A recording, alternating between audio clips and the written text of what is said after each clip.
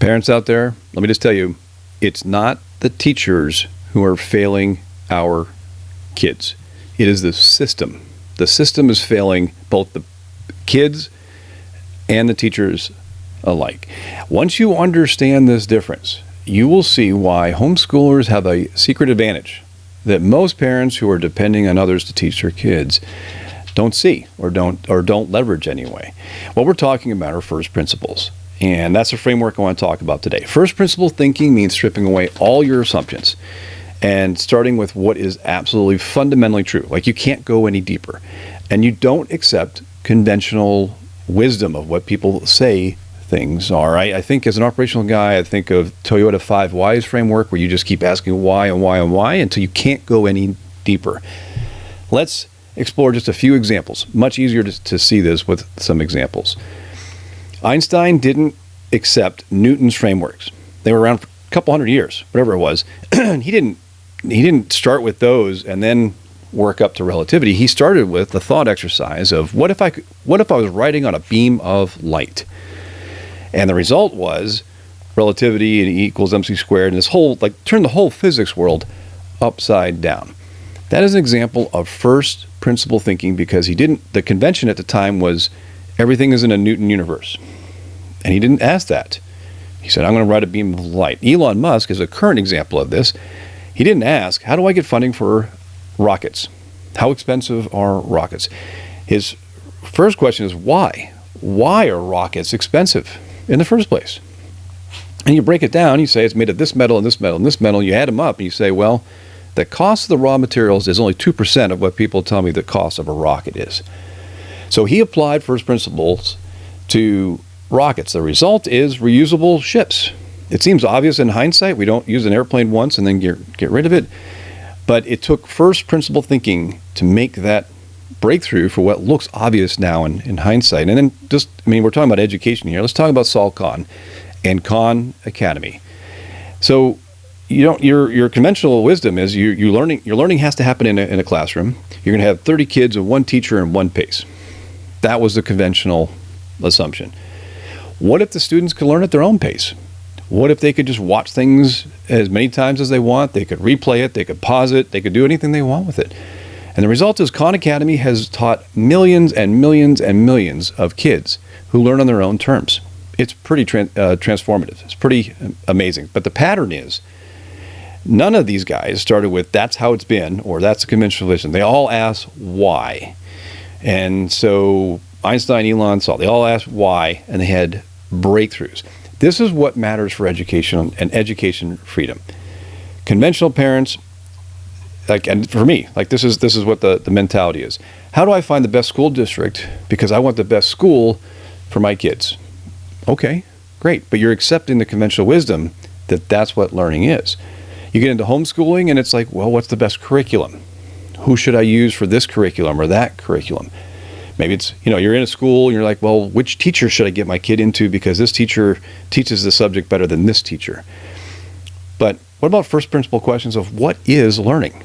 What are the things that are going to actually help our kids thrive? So the homeschooling advantage is the deeper question. Everything changes when you start to say things like, why start at 8 a.m.? Why do I need to go against the kid's biological clock?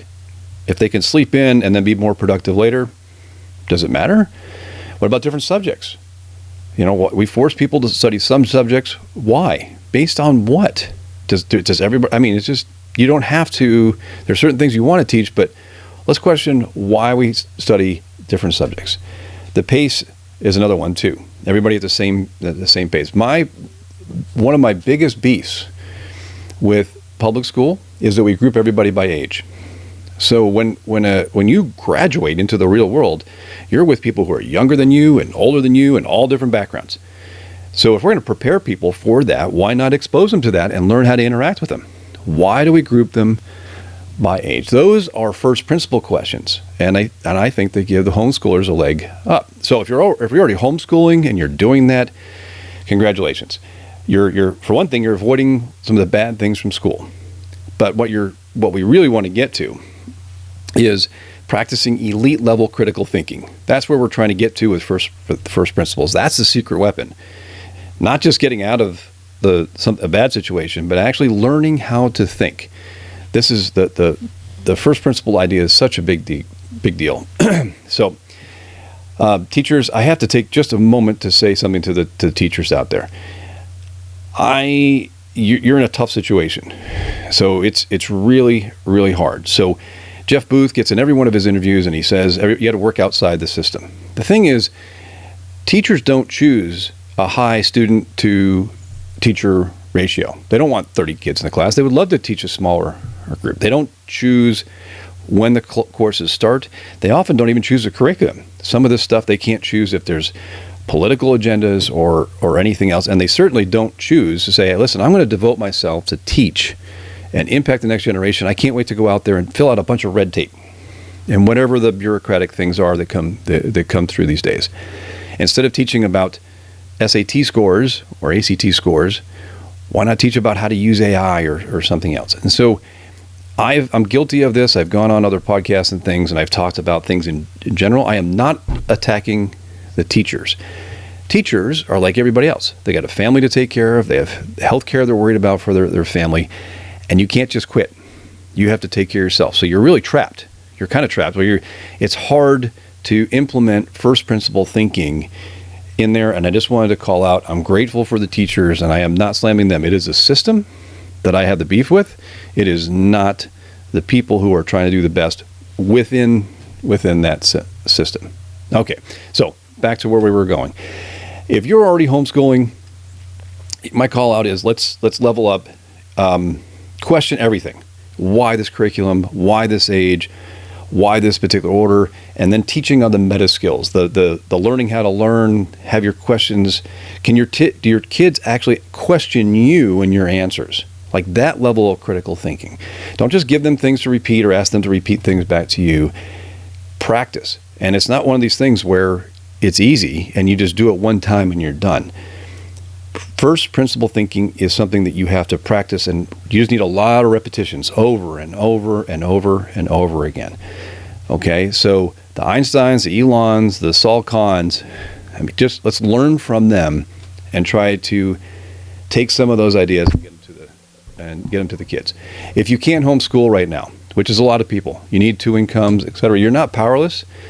You can still plant these seeds. So, for example, you're in a car ride, going back and forth to school or sports, and you can ask questions about their day and ask questions, is this true? And you can take them through the exercise without telling them this is a first principle exercise. You can just talk to them.